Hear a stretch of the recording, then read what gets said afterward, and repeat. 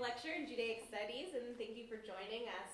My name is Leslie Ribovich. I'm Assistant Professor of Religion here at Transylvania University. So with the support of the Rosenthal and Moosnick families, as well as the Lexington Theological Seminary and the Jewish community of Central Kentucky, the Monroe-Moosnick Lecture Series was established years ago as an opportunity for interfaith dialogue. Transylvania is now pleased to help sponsor these events. In past years, the Moosnick has welcomed such speakers as Rabbi Dr. Mira Wasserman and Dr. Susanna Heschel. This year, our theme is Jewish environmental justice and theology. In this era of climate crisis and with Transy's focus on how our community can better serve the environment with the Crucial Terrain Project, yay Zoe, we are thrilled to have the opportunity to discuss this important topic. Dr. Mira Benjamin, Irene Kaplan, Leiwant Professor of Jewish Studies and Chair of Religion at Mount Holyoke will guide us through this topic.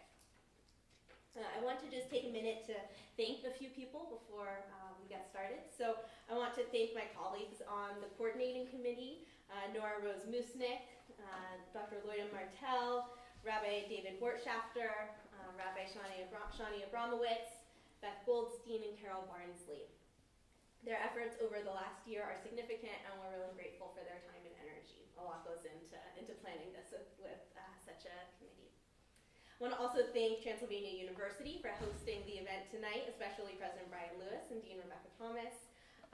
As a liberal arts institution that cultivates independent thinking, open-mindedness, and creative expression among students, Transylvania is a really great location to have these kinds of conversations. I also want to thank Megan Maloney and Julie Martinez and Joey Howard in communications for making the live streaming possible. So this event will be live streamed to make it accessible for folks in the community and especially for Lexington Theological Seminary students who are all over the globe. And I also want to thank Charlene Harris, Transy's Humanities Administrator, who's done so much work with all the planning and logistics and everything. So thank you so much, Charlene. In addition to tonight's lecture, I just want to flag for folks that tomorrow night, Dr. Benjamin will be speaking again at 7 p.m. at Temple Adif Israel in a talk titled Becoming Earthbound, Jewish Thought in an Age of Climate Change, and I encourage you all to attend. The lectures will really complement each other nicely. Just a couple quick logistical notes for folks who may be new to the building.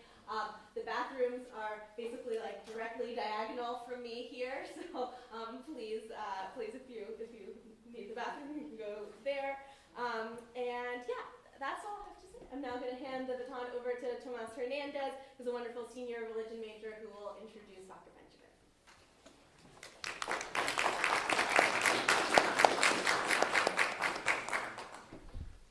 Thank you, Dr. Rubich. And good evening to you all. Tonight I have the pleasure to introduce Dr. Mira Benjamin for this year's Moosnick Lecture. As a senior religion major, it is an honor to be asked to introduce our speaker for tonight. Dr. Benjamin is currently on the faculty at Mount Holyoke College as a professor of Jewish Studies and the chair of religion. And previously, she has served on the faculty at St. Olaf College. She was the Jacob and Hilda Blaustein postdoctoral fellow at Yale University and has held the Hazel D. Cole postdoctoral fellowship at University of Washington. Dr. Benjamin's new book, Terrestrial Reorienting Jewish Thought in a Disrupted World, reflects on the current climate crisis and how it has posed challenges for Jewish theology. Dr. Benjamin's research interest centers on Jewish ideas and practices in the modern period, and her work is significant and resonates with me as a future scholar and professional in the religious study world because of her focus on developing and fostering our religious communities in our modern context. So without further ado, I welcome Dr.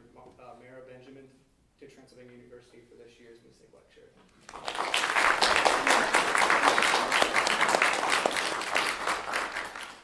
Thank you so much, Thomas and everyone else. I want to first just do a quick sound check and see how is it in the back or wherever. We're good? Okay, great. All right, so the real thank you. So first of all, thank you so much for the generous introduction, and to Dr. Ribovich and Charlene Harris. This somewhere. Yes, thank you so much. All the logistics, and there were many. And to the Moosnick family, of course. It's wonderful to have such a beautiful opportunity for learning, both in a university setting and at a synagogue. I'm really excited about both of these opportunities. I also want to just thank, she's not here, but my study partner for the last several years for this project, Judith Plaskow. She and I have been doing reading basically since the beginning of the pandemic on seeking conceptual resources for rethinking Jewish thought in light of climate change. So what I'm going to share with you is, you described it as the book project, but it's very much a work in progress. And I really value opportunities to share this work in progress, in part because the questions and the kinds of engagement I get when I talk to people are so powerful to me and so helpful. And I see this as a project that we are all kind of engaged in, whether we know it or not. And so I want to invite you to be a little bit more intentionally engaged than you might be, or encourage you to stay engaged, if you already are, in thinking about how our conception of the world may be getting in our way as we try to face a very new reality. And the structures that we think with are informed by long and complex histories. And so I want to, it's not so easy to just shift gears. So what I want to talk about tonight is a bit of that process that I think needs to be named and kind of developed collectively. I've been thinking lately about the work of citizen scientists who are, out there measuring amounts of pollutants in their backyards or whatever. So this is like citizen metaphysics, I guess, where we can all be involved in that. Okay, so I want to think with you about how some of the world views that those of us who may have been raised either in a Jewish religious community or a Christian religious community, or even just a kind of post-Christian-ish, secular-ish modern West, might all share. So I want to investigate those, but I should say I'm as the introduction just made clear, I'm a scholar of Jewish thought. That's my training, that's where I'm grounded. But I want to speak, I guess, across and alongside others who are working on issues of how climate change calls into question some of our ways of thinking, both for Jews and Christians and for people who don't really identify as either. I'm partly doing this to make a plea, or not a plea, I guess just an invitation to tell you why the study of religion and the study of religious thought, and even theology, which might be kind of a word that sounds alien to some of us, why that's one of the best places for taking up some of the fundamental questions of how we are oriented and positioned in the world, what we think of as the world that is not us, and what is us, and how do we kind of make our way.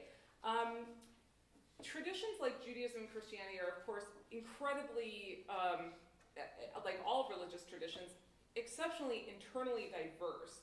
And they've undergone, profound changes over the centuries and across geography. But I think that there are some aspects that really shape how many of us think, whether we know it or not. And the concept that I'm focusing on tonight in particular is the concept of stewardship, particularly in a sort of biblically inflected sense, and how that frames what we think about who we are in relation to other beings in the world and what our task is. So stewardship in relationship to the so-called natural world is something that I want to explain in terms of its biblical roots, and why, even though it may sound like some of us like a good way to articulate human responsibility, especially in this moment of really staggering environmental crisis, it actually brings with it a bunch of baggage that we might not want to bring with us. And so I think in certain ways stewardship, this concept that I'm going to explain and elaborate on in just a moment, can actually make it harder for those of us whose worldviews are shaped by it to understand and respond adequately to the moment we're in. And so I want to talk in sort of more general terms tonight about issues that are relevant for anyone who partakes in a kind of reading of the Bible as part of their religious community. And tomorrow night I'll focus a bit more on issues that are specific to Jewish thought. Now, to frame this a bit, the question of the relationship between Western religious traditions and environmental crisis has been asked for a while now. I would say, I think many people would say that the modern scholarly intersection of religious studies or questions about religion and environmental ethics, environmental degradation, begins with a short but very, very influential think piece, I guess you could call it, essay, not even an article, but something very small, in 1967, so more than 50 years ago, by Leiwant, which was called The Historical Roots of Our Ecologic Crisis. Okay? So the conversation that I'm involved in and is one that I think kind of gets launched there in the contemporary, at least in the contemporary context. And he argued that there's a deeply anthropocentric and instrumental view of nature that lies at the root of what already a half century ago was recognized as an environmental crisis. It was certainly not spoken about in the terms that we use now, and there were different things that were kind of coming to the fore then, but Rachel Carson had been writing, and many others about a serious problem. So this worldview grew out for Leiwant in this argument, grew out of Christianity. For him, that was synonymous with Western thought, because he didn't know anything about Judaism. That's okay. But his claim exerted enormous influence in the next few decades. Not because everyone agreed with him, right?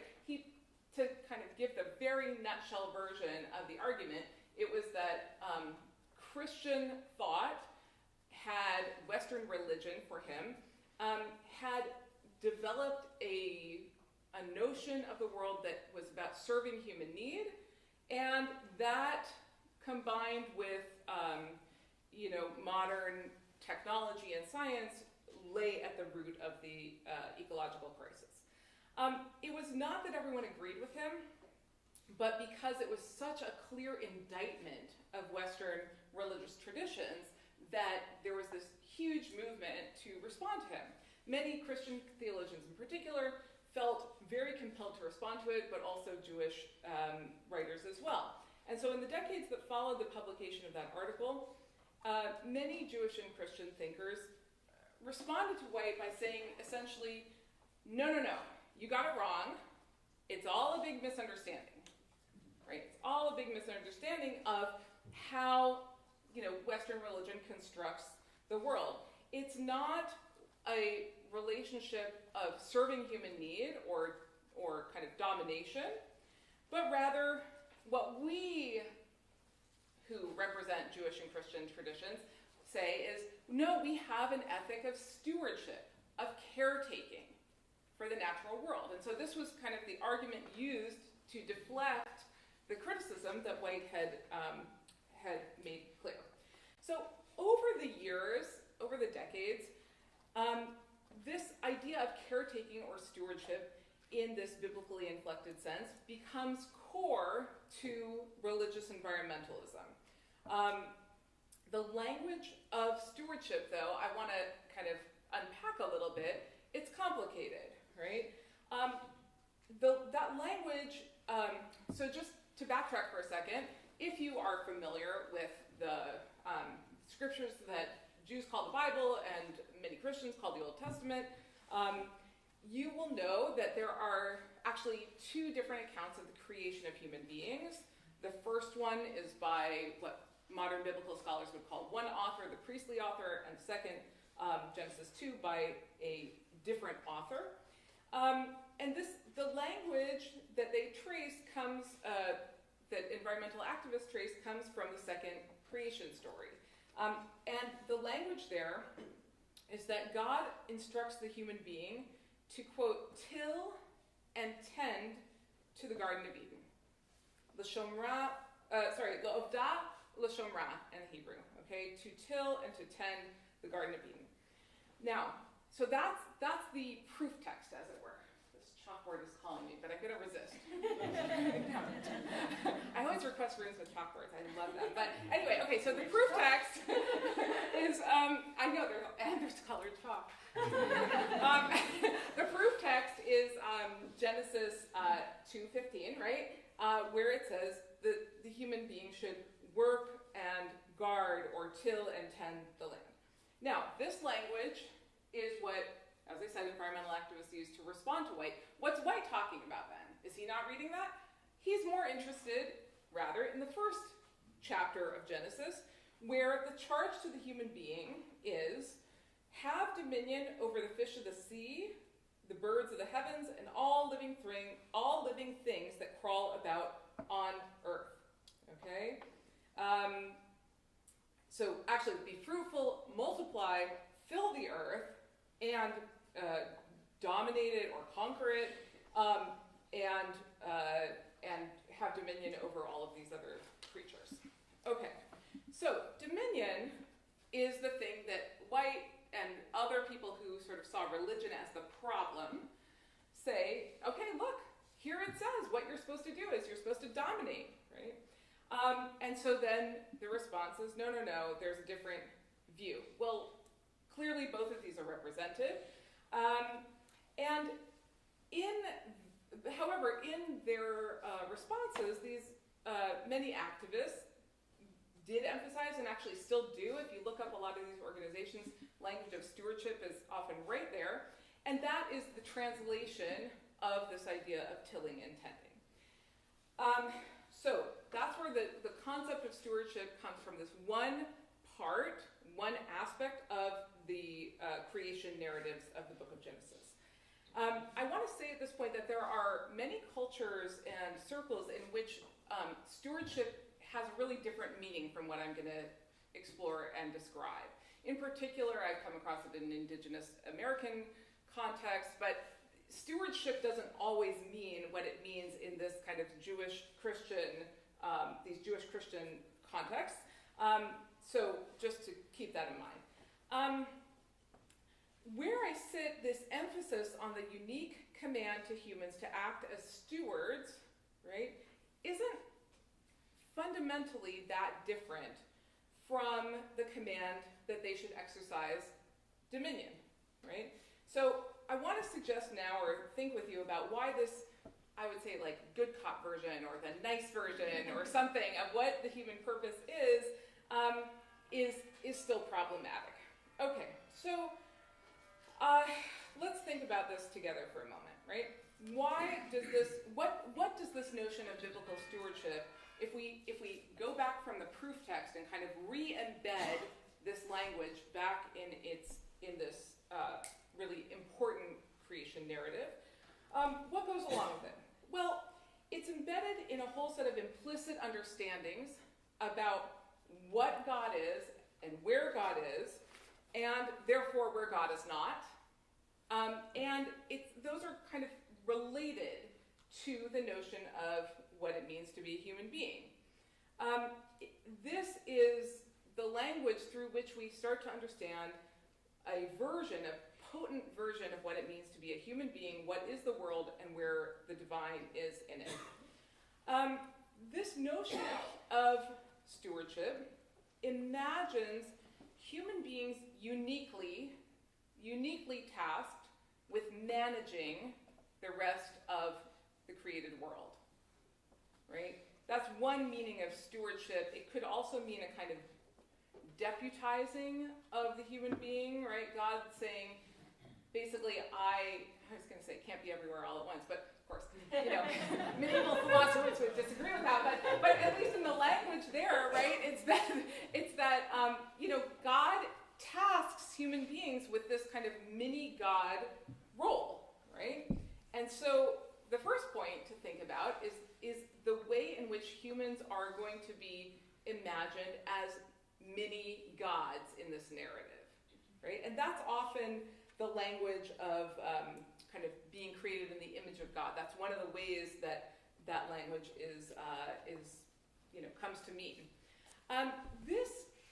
But then there's another aspect, right, which goes with the territory, which is that human beings are uniquely singled out, and then there's everything else, right? It's like human beings and everything else. Now, I don't know when the last time you all looked at a evolutionary map, tree, lots of different models out there, but it is shocking. I find it shocking. You might find it shocking, unless you're, bio majors maybe, to see exactly where human beings fall on the map of life, right?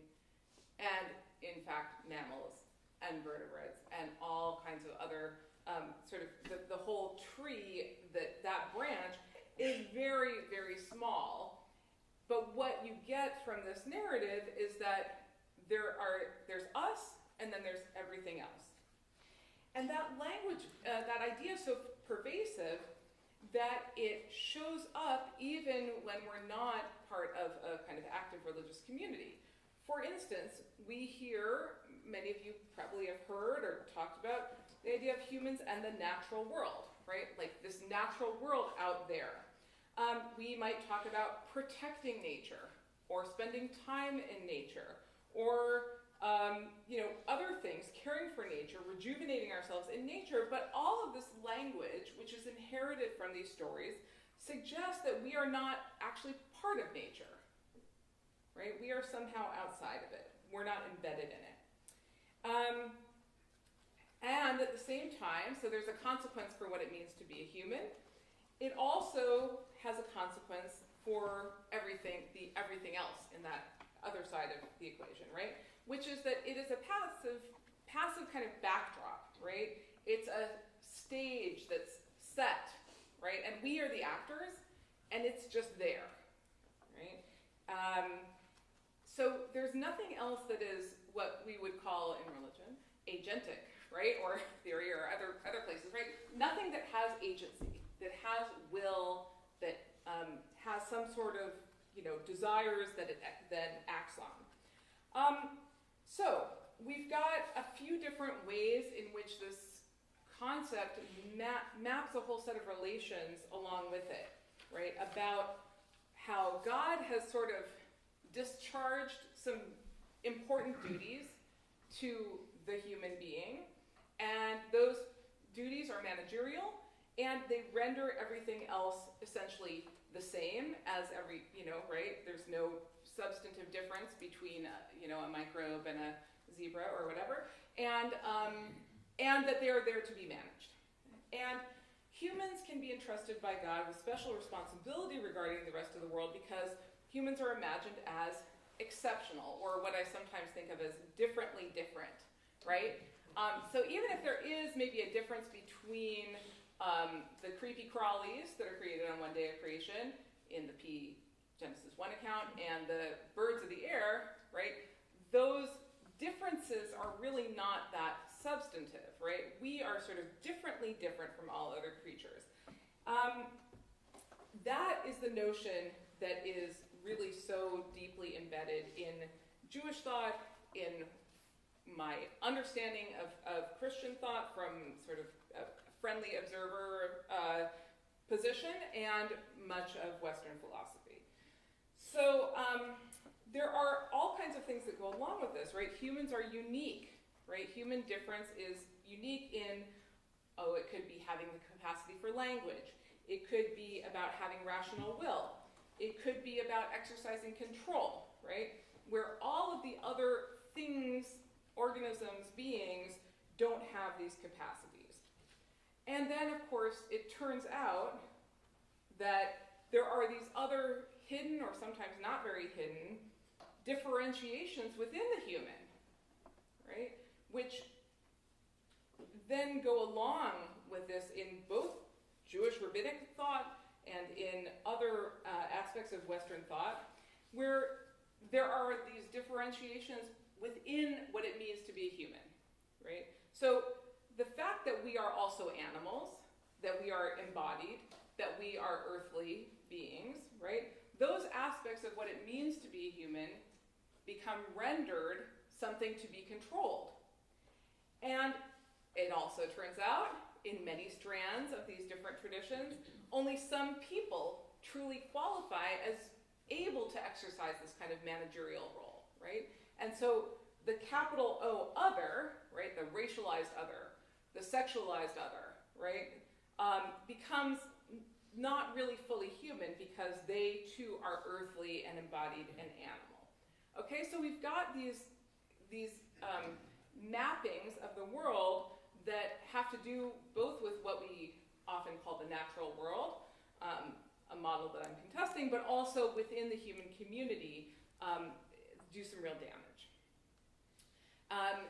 So as I mentioned, my conversation partner, Judith Plaskow, I want to really kind of honor her many contributions, but one of the things that she has pointed out, she's done a lot of work on racial justice issues for many years and pointed out to me that the stewardship model can very easily resemble what we often call the white savior complex, right?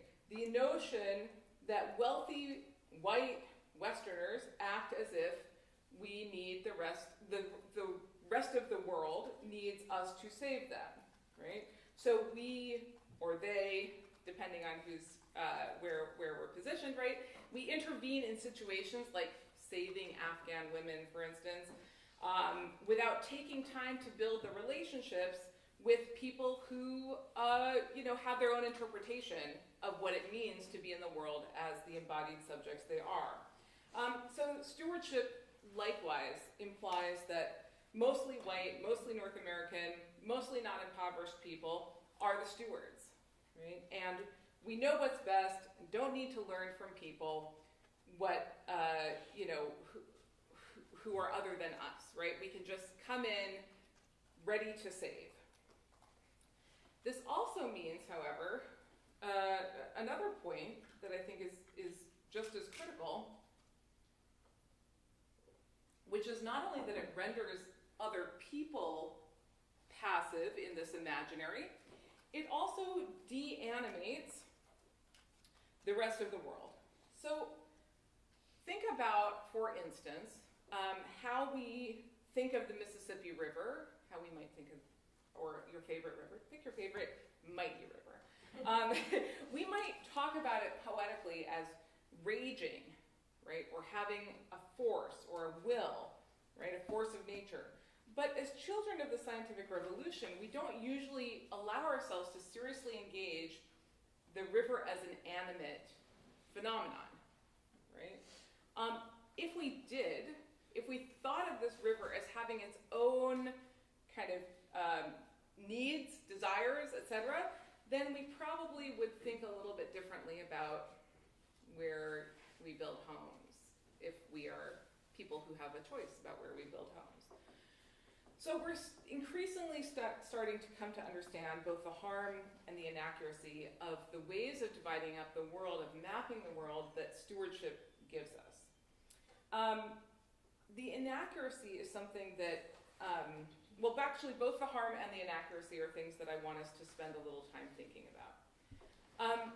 Because it turns out, as we have gone, increasingly in our capacity of understanding the world, many of the capabilities that we think of as distinctively human are in fact not distinctive at all. We're not differently different in many of the ways that many of us told ourselves we were. So animal communication, of course, is a very kind of, I would say, obvious example, except that it's constantly developing, and we're once we start to pay attention to how other beings in the animal kingdom start to communicate, we also start to pay attention to how things in the plant kingdom communicate, right? And we start to see that there are these complex networks of communication, for instance, in which everything is constantly interacting with and responding to everything else, right? And so that means that we're living in a world of other agents, right? And that point, I want to say, is not really able to come to the fore in the model of relating to the world that we get in most religious environmental kind of thinking, right? And that seems to me to be a problem. I think that it's a problem if we don't recognize that we're not the only ones who are actors. And I have come to appreciate the distinctive and problematic nature of this by starting to read about, learn about, talk to other people about, other traditions in which there are other ways of being alive and exercising agency. So I want to kind of imagine what it would mean to think about other beings as not passive, not mute, as us as not managers, right? But as beings who are also alive organisms with many, many others as well, and to think about how we can escape from that model. Before I go there, I just want to name something that you might be asking yourself, because I've asked myself this many times, and I think we probably have a lot in common. Haven't human beings created this mess called, whether it's climate change or biodiversity loss or ocean acidification or all of the other things that we know are really catastrophic, right? Human beings have created this crisis. Isn't it, by virtue of that fact, something that we have a special role in the world? Don't we have a special role in the world, right? Don't we have a certain kind of responsibility? Yeah, we screwed it up, but we still have it, right? Because our power is so great that, that's kind of constantly affirmed by how terrible things are, essentially. That's the perspective that I think is also implicit, not just in the idea of stewardship, but also even language like the Anthropocene, right? This is an era of human effect on a geological scale, right? That's what the Anthropocene is, right? It's this idea that humans have done X, Y, Z, we have acted in a certain way, and so therefore we occupy a special place in the world. And here's where I'm thinking, and I'd love to hear your thoughts when we get to questions in a few minutes, right? Don't we hold that special place? I think yes and no. Because it's not actually all human beings who created this crisis. It's not anthropos as a whole, right? That language, the Anthropocene, suggests that it's the human species that has this unique capacity for damage, capacity for responsibility. It's not all human beings who have made it so, right? It's Western, market-driven, extractive, industrializing, colonial human beings who have made a lot of these same assumptions about the lack of agency of other peoples and other beings in the world that I think is how we got in this mess in the first place, right? So even though the climate crisis does, in fact, involve everyone on Earth, it involves us differentially in terms of the effects, right? We know that it is not uniform in its effects, even though it is now a global crisis, and it is also not one that is uniform in its origin, right? So those of us in societies that are most responsible for this crisis are finally having to face the facts that have already been facing people who are the most marginalized, impoverished, right, de-resourced, right? These are the same humans who have done the least to cause it.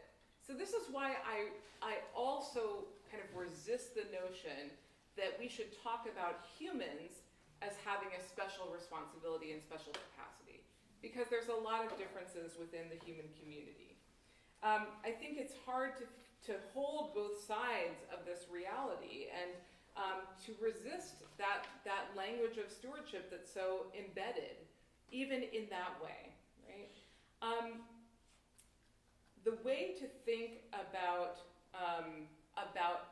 kind of moving to a different view, a conceptual shift that will help us recognize what means of right living and right mapping of the world might go together is in recognizing that the climate crisis has come about in part by virtue of the conceptual systems that have de-animated the rest of the world, the non-human world, and many parts of the human world. So maybe the way of addressing this mess is to shift our consciousness, if this is our consciousness. For me it certainly is, and maybe for you too, to shift our consciousness about who we are and our place in the created world, and how we think of that rest of the world, right? And it means foregoing not responsibility for ourselves and for our actions, but relinquishing the idea that we can be managers, right? That we can be in control. If you had that illusion to begin with, if you're part of a society that operates on the basis of that illusion, right, it means starting to shift away from that. Seeing that human activities are part of what shapes the biosphere, but the biosphere is responsive to all kinds of actions and responsive in ways that go far beyond what we directly do and beyond how we could imagine. So this responsive notion of the world, this responsive notion that there isn't just nature out there that we go and view and we come back to our, civilized world, that it just sits there waiting for us, right? That's just not our reality. That's not actually what's happening. It has actually never been what's happening, but it is certainly not now, right? So the world out there and the world in here and the world that we're all a part of right now is frightening and dizzying and unaccountable and multiform. It's not a united sort of thing out there, right? It's as if, as my favorite, one of my favorite theorists right now, Bruno Latour, has described as saying, it's as if the decor had gotten up on the stage to share the drama with the actors, right? That's the world that we're living in, and those of you who have, I'm sure there are many of you in this room who have lived through very terrifying, extreme weather events, or maybe tornadoes that are much more severe and much longer lasting and much more destructive than they have been in the past, right? That's what we know, is that world is responsive, right? So what difference would it make to move to this different paradigm? I think it would make a few differences. And I want to also just say, in case you're confused, like, wait, what was the paradigm? That's the thing that we need to work out, okay? That's the project that we're all involved in here. But the paradigm that I think we need is one that would enlarge our conversation and our activist partners on the human level. I think it would call on us to be better listeners, right? Especially those of us who are used to talking. And I think it would ask us to move out of some comfort zones, right? And that includes thinking that we know what we're going to do, how we're going to solve it, right? If you had that thought, right? It's time to allow this crisis to interrogate us, to challenge us, but also to allow ourselves to be interrogated by other beings and phenomena and communities that we may not be part of ourselves, but who are perhaps on the front lines if we are not part of that community, right? You might be part of a community that is right on the front lines of this right now, right? But if you're not, that's where we need to look to find out how can we listen and find out what does it look like to be there, and how do we respond as true partners, right? It's important to hear, in addition, from people who have always known that we are part of nature, that there is no nature out there, but that we are just one actor among many kinds of actors. And that means including partners in our conversation who are beyond the human. We can often think, I often think to myself that, there's this crisis and we just have to act. Right? But the things that I have come to read that have really challenged me in very productive ways have said, and this is, I'm thinking of Kyle White here, who's at University of Michigan, or a number of other thinkers, but he in particular, has challenged that view, not because the situation isn't dire, but because the only way to act responsibly is not as a manager, but responsible in the sense of expanding who we see as part of the conversation, who else has a voice, right? Taking the time to form and recognize relationships that we have with each other, that we have with other non-human beings, right? That is the work that is going to help us, right?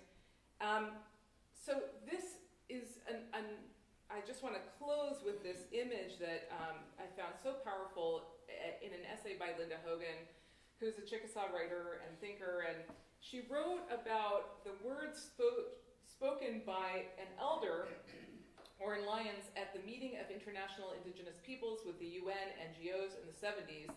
He came to a meeting in Geneva, saw the room set up, and he said, "I see no seat for the eagle." What would we hear if we, who don't often think of the eagle as speaking or having a voice, made space to listen? What would we hear if we made a place for the moss or for the microbe, if we listened to them?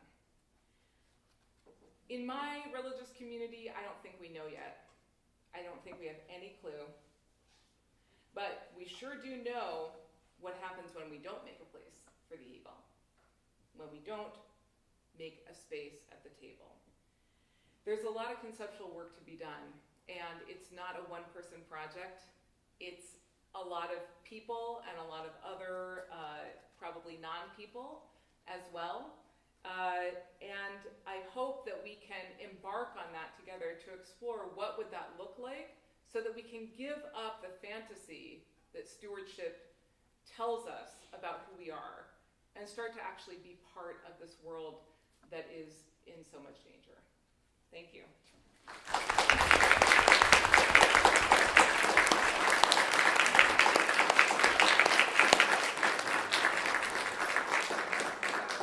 As I said at the beginning, I'm so grateful for questions or comments. You don't have to do the thing that academics do and say, well, here's a question, but it's actually a comment, right? Like, just, I'd love to hear reflections or to talk with you and for you to talk to each other. This is the citizen metaphysics part of the evening. So, yeah. Thank you for that, because this is probably more of a comment. I love that. But as you were talking, I kept thinking about the book of Isaiah and that question of stewardship and dominion, and maybe stewardship isn't that different than dominion. And I thought of the Song of the Vineyard in Isaiah 5. I thought of the little apocalypse in 24 through 27, right, where, right, in the Song of the Vineyard, it's, what is the Lord going to do? The Lord is going to plant a vineyard. And how do we go about planting the vineyard? Well, we take out the rocks, we take up the stumps, we take out the roots, we plant the vineyard, and we tend the vineyard. And it seems that stewardship and that sort of violence to the earth together in that vision of the song of the vineyard. That happens again then in 24 through 27. I mean, right? You have the day of the Lord is this moment of destruction. Though I think also possibly in that moment in 24 through 27, that indictment that comes in, those who have polluted the earth, those who have burned it and destroyed it, are those who have joined house to house. And you have this vision of right, part of what's happening in terms of the destruction is that greed. And then, right, so that's early Isaiah. And then in later Isaiah, you have that invitation to all to come and eat. Maybe 55 isn't yet fully as universal as you get in 57, where you do get this call to all to come. Anyway, sorry. Thank you. It made me think of Isaiah in a little bit different way. Yeah, thank you. And yeah, I mean, these are texts, I only really touched down on the Genesis, but I would love to hear other connections that people are making with things that they've studied or learned, if that's a biblical source or perhaps something that's a contrasting source. I'm grateful for that. Thank you. Other reflections or questions? So would be very welcome. I think you have posited that there's the so-called human world, our world, and the world of nature. But you also mentioned that the world of nature, that somehow we should communicate with the world of nature, as if the world of nature had some sentient characteristics and could communicate back with us. There's been a lot of literature lately that plants communicate with other plants, animals communicate with other animals, etc. But the communication cross between us and nature seems to be almost impossible to imagine. I mean, we can, communicate a little with our pets, for example. But I'm curious if you could flesh that out a little more. Yeah. Thank you for that. I am interested in thinking about, I guess, the ways in which different non-human species communicate. It's not in language the way that we recognize, and that makes trans-species kind of communication in some ordinary sense maybe challenging, but it doesn't mean that there isn't communication happening. So I think, when I speak about listening to, or the voice of the eagle, I'm speaking sort of about what would it mean to open ourselves up to learning a different language, right? But in terms of the world of nature, part of what I have found so challenging and exciting is thinking that there isn't that construction of a world of nature that's out there, as opposed to civilization, let's say, that's here, is it's a particular kind of cultural construction that, of course, has a history. It's not sort of there all the time. It comes about at a certain point, and it's something that masks the ways in which we are part of that nature that we try to study, right? And that I'm quoting Karen Barad, who's a feminist physicist who has done some really remarkable work on this. But the idea, she attributes this to Niels Bohr, the Danish physicist, the idea that we are part of the nature that we seek to explore really disrupts, in my view, that idea of that there's a world of nature out there that's utterly different. And I think that notion is something that separates us from the consequences of our actions and from kind of really facing what kinds of beings we are, which is, living beings that have a lot in common with other kinds of life, even if their forms change. So I don't know if that's a satisfying answer, but that's my thought in this moment. Yeah.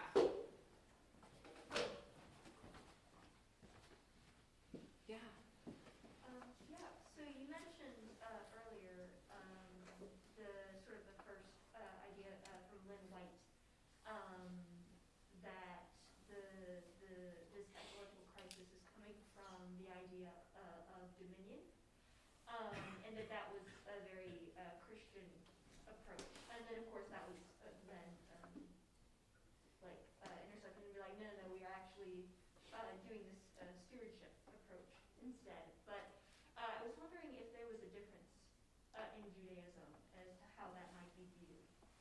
Yeah, that's a great question. There's a very good book if you or anyone else is interested by Jeremy Cohen called Be Fruitful and Multiply, which is on this exact topic. He would argue that in Jewish rabbinic tradition, so that means sort of the post-biblical trajectory of Jewish thought that takes place from the Second Temple period onward, right, that there is that the emphasis on dominion or domination or conquest or whatever is muted if we look at how that verse is interpreted. Now, you could say that as a diaspora people with no sovereign place and, systematic oppression, they're not really in a position to emphasize dominion, right? So I think the question of how the conceptual map gets actualized or not is also contingent, right? I don't want to sort of make an essentialist claim that, Christian thought, following Leiwant, does it this way, and Jewish thought didn't, and we can learn something just from those two things. I actually think that even if in actuality there was not a kind of exercise of a certain political and state and military kind of power that most Jewish communities had, i.e. they didn't, even so, there are notions of what it means to be a human being that show up that do have consequences for how non-human beings are kind of interpreted, how even within the kind of model of the Jewish self, there are these differentiations of, they're not in the same kind of Platonic model, but they are also, misogynist in their way, right? Every culture has its own patriarchy. I think it's a complicated question about sort of historical sources and conceptual sources and how those mutually inform one another. So that's a little answer. Thank you. Sure. Is that a hand? I can't tell. Okay, yes, go ahead. Yeah. I'm sorry, I don't know. Can I do the academic thing where I ask these two entangled questions? Yeah, far be it from me to say that. I really love the critique of stewardship that you're lifting up. I deeply resonate with it. So the first question is, I wonder if you would also if the kind of work you would do would also be resonant with seeing the steward from a class position as well. So that the steward is, kind of a retainer class, maybe in the biblical world, or part of the professional managerial class. And if that's the case, does that add an interesting dimension to this question about who's at the table and how and why? Right, and also because I felt like you were kind of pointing to that at moments at the end where you're saying it's not humans that are causing this problem. It's certain humans and certain formations, and so maybe the plantation-ocene, right, it gets us into that space where we're talking about specific class formations. And a lot of responses to the environmental crisis are from people in the professional managerial class. And so that brings about a different politics than, say, like a kind of grassroots bottom-up politics. That brings me to the second question, which is the ways of knowing that often dominate the university, though, are precisely about professional managerial class. And so I wonder if maybe then religious studies and theology has an interesting voice in those discussions where there are all these people's traditions, all these poetic traditions, and the ones that Jeremy was kind of pointing to, right, where you have a completely different way of knowing and seeing in Isaiah. So I wonder if, so one question is, what do you think about the class dimension of managers? The other question is, if we're looking to these other ways of knowing that you're, calling for at the end, what role does religious studies and theology maybe could play in kind of making that kind of space? Yeah. Okay. So on the first question, I certainly think in terms of what you gestured toward about contemporary environmental politics and sort of there's grassroots and ground up kind of movements, and then there is this managerial, big ideas, big egos, big money, whatever. Yeah, certainly that. Biblically or kind of in terms of rabbinic thought, I'm not landing immediately on what on how to think about that. Yeah, I would need some time to percolate on that. But yeah, to me, I'm always trying to kind of give an advertisement for why the study of religion and the study of religious thought, right here, is yeah, there you go, is good for you, right? First of all, it's the best thing in the world to study because you get to ask all the biggest questions and all the biggest conceptual stuff, and as big as you can think, right? It's going to be bigger than that. So that's why I love the study of religion, but I do think it also, for me, helps. I think that right now we're all engaged on some level, if we've given this any thought, to thinking through, how to live, right? How are we going to build houses in this moment? How are we going to build cities? How are we going to write poetry? How are we going to, do any of our functions of civilization? And I think that religion has a lot to say about how we act and how we think, right? And it helps us kind of detect some of those substructures, how they are animated by politics, by history, by circumstance, by class, by, all kinds of factors. And that, to me, is the most, I'm saying this because I'm a religionist, but, it's the most exciting thing because it feels like you're getting to kind of the most basic conceptual foundations and seeing how they come alive in life, and then you can really start to think in new ways. You can become open to thinking in new ways. So I'm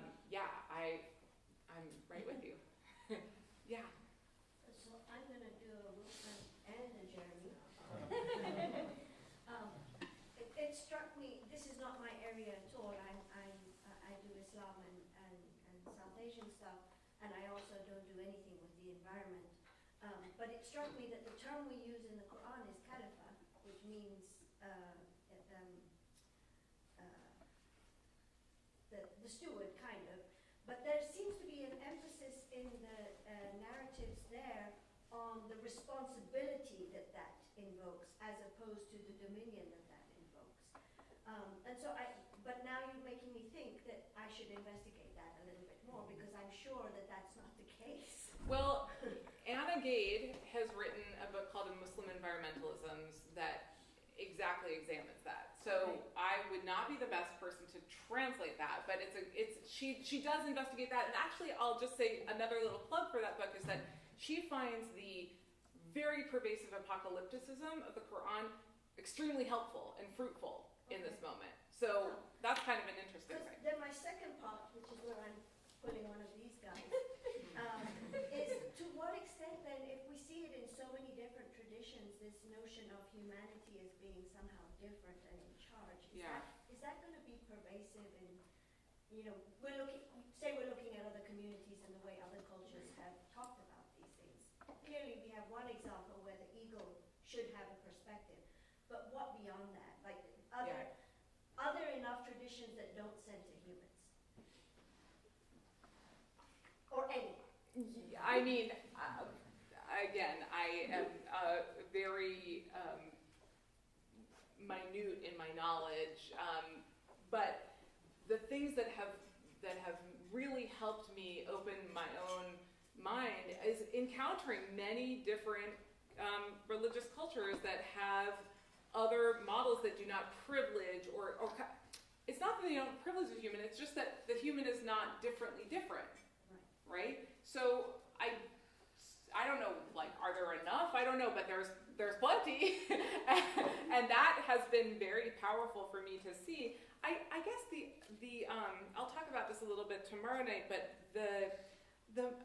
I think the most sort of like optimistic, charitable retrieval we might do with this is to say, well, yeah, if crows wrote scripture, right, it would be a crow reality, right, and that would be privileged because okay, they're fine, they're the authors, right? If my dog wrote the history of the world, right, it would look really different, right? So can we blame ourselves for writing a story in which we're the center?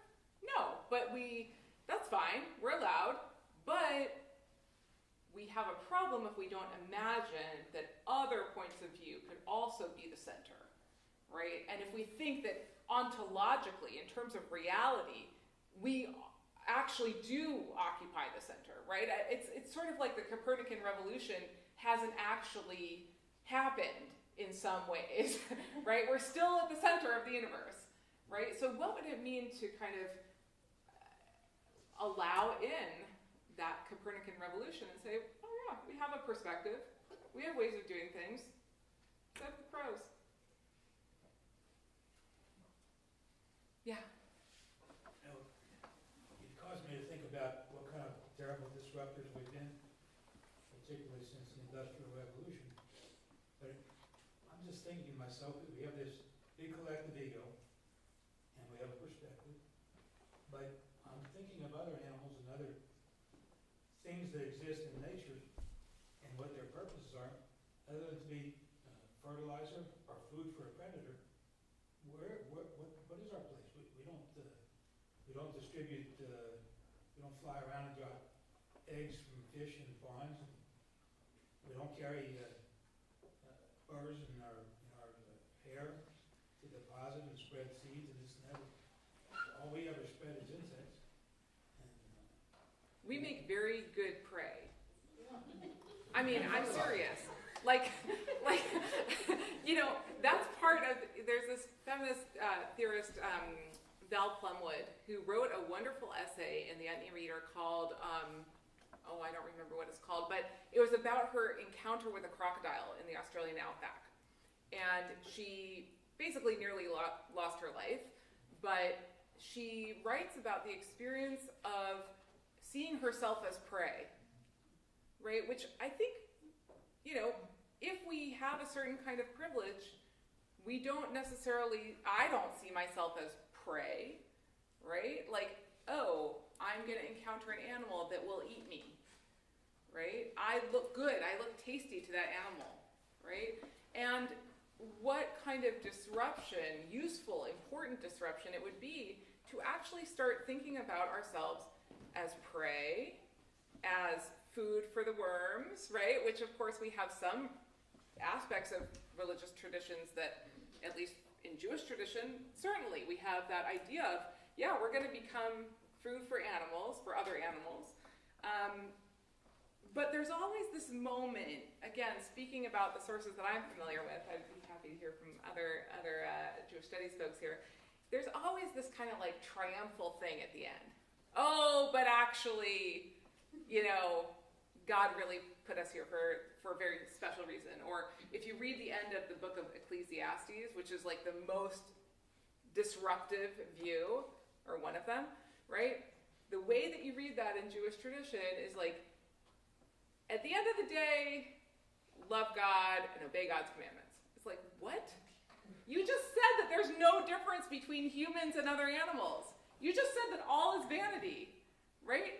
And at the end of the day, like, praise God and do God's deeds and commandments?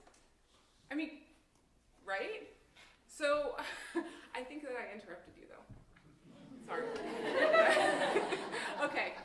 All right. And I just want to really encourage there's students also. I don't know who's a student and who's not. I'm not gonna like age profile you, but yeah, go ahead. And then I also saw a question from this student. Yeah.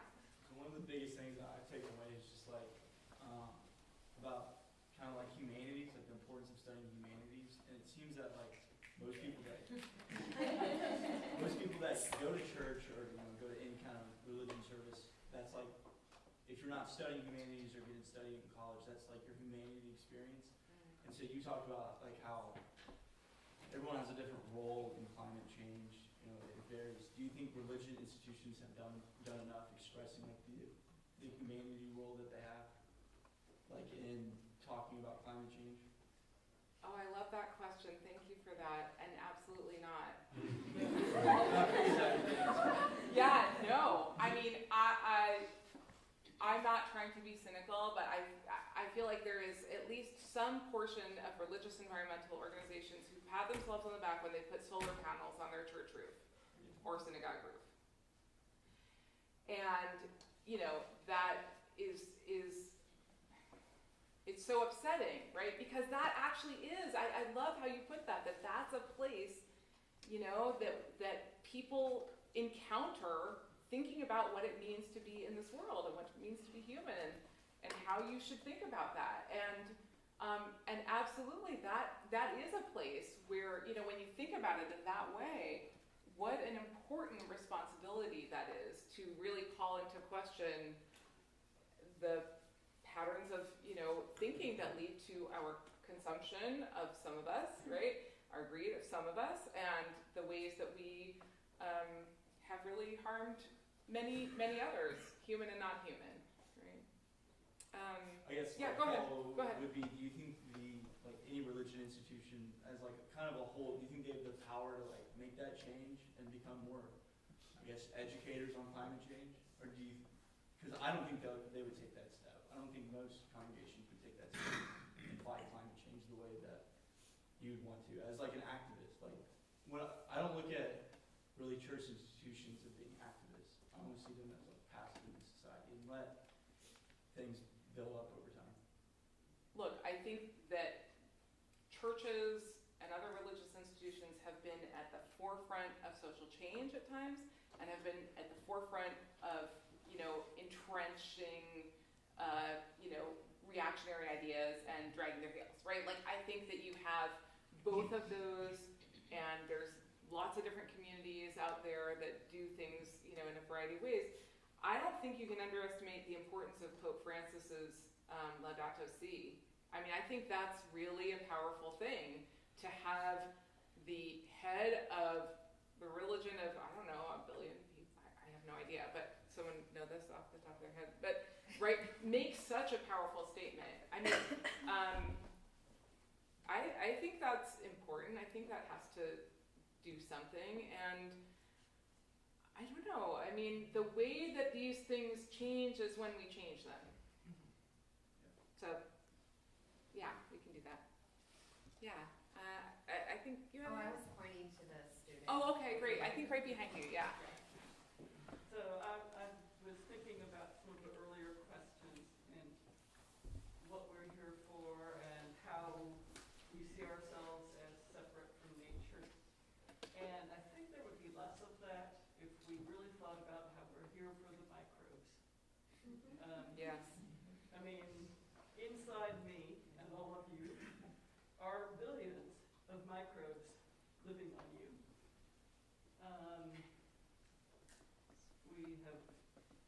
We are in a pandemic. We're in worse of a one. And it's kind of, if you compare us to those life forms, who's surviving on who, we're not so special. Right. Yeah. Yeah, they're living on us, or rather from their perspective, we're the furniture, right, that they're like living on. Right, but Ed Young, who wrote that wonderful recent book about animal communication, wrote an earlier book that I just read. It was very readable, page turner on microbes. And it's exactly, right? Like, just kind of entering the world of the complexity and the creativity and agency of all of these other life forms that, I mean, it's kind of incredible to me that I could be so blown away by this. You know, like, how did that happen? You know, that I wouldn't know, that many of us wouldn't have had that experience of just finding that incredibly powerful. I mean, he writes about how the ecosystem of your hand or my hand is a totally different ecosystem than of my mouth. We have ecosystems, right? That's why he calls his book I Contain Multitudes, right? We have within our intestines microbes that tell our brains what to do. Yeah. Yeah. Right. Is this a question? No. I thought I saw people with like timid questions. Yes, Shauna. So first of all, thank you. So rich. It's great to hear this work evolve. Two things. I guess when I teach Jain traditions, I'm always like, oh my God, in the 2nd century, they knew all of this, right? And they did, right? Everything is animate, and all around us is life, and just the intentiveness with which we are supposed to approach all things with that knowledge is really powerful. I wanted to like hold up and also ask how you navigate this one thing that you said that's so important, I think, with the way in which the way we relate to the environment is so connected to also the ways in which other differentiation happens, you know, between human beings.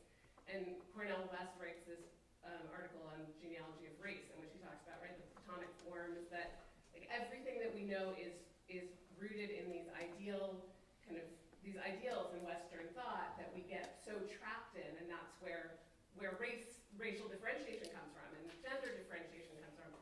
And so I feel like so often in the activist world, there's people who are working on, you know, race and gender and sexuality issues, and those working on environmental issues. And you are offering us the important, like you are saying to us here, these things are deeply intertwined. So can you say more about that piece of it? Because it feels really significant. Yeah, I can say more, and I have learned so much, and I have so much more to learn about this. One of the people I was mentioning over dinner to someone here that one of the people that I've read who I think has done really remarkable work is Julia Watts-Belzer has started it's a public archive on, it's called Disability and Climate Change. If you look that up, you should be able to find this public archive. And it's really looking exactly at, it's intending to document and honor and give as a resource the forms of climate resistance that come about in largely disabled communities, but also lots of intersecting identities, right? So often people of color, often queer folks, often whatever. Lots of different people that she kind of brings in to say, this is where the wisdom is of people who understand these connections. And these are deep connections, right? The climate justice is that powerful phrase that brings together the ways in which racial marginalization and disempowerment, or right, and disabled communities who, let's say, think about Katrina, right? Like, what does it mean when your way of breathing is a ventilator and then the power goes out and you're not, you know, first in line to be rescued, right? Or you're in a poor community, you're in a, you know, whatever it is.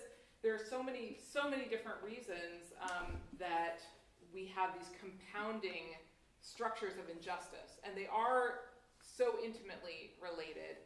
I mean, there's a lot to say, and I almost don't know kind of like who to reach for first in thinking about this, but you know, just to say there's really powerful work, I think, being done by people who are, you know, experiencing those kinds of social forms of marginalization and seeing the links between that and environmental degradation.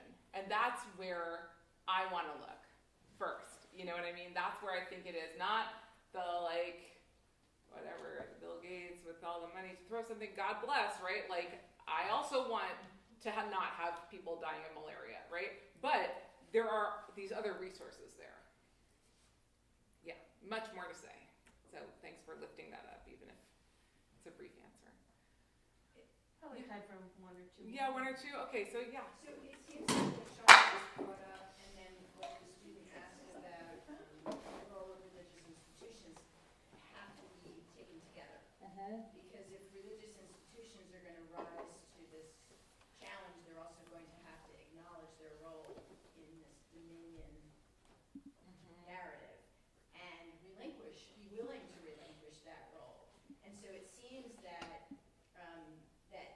that we have to put these things together if we're going to re-examine both the literal texts and the way that we have constructed our narratives about the world. And so Yeah. as he was asking the question and you were answering, that was coming to my mind also, and it just seems like that we have to consider this, the role of religion in all of these elements of injustice. Yeah, absolutely. And I'll tell you, I mean, honestly, one of the most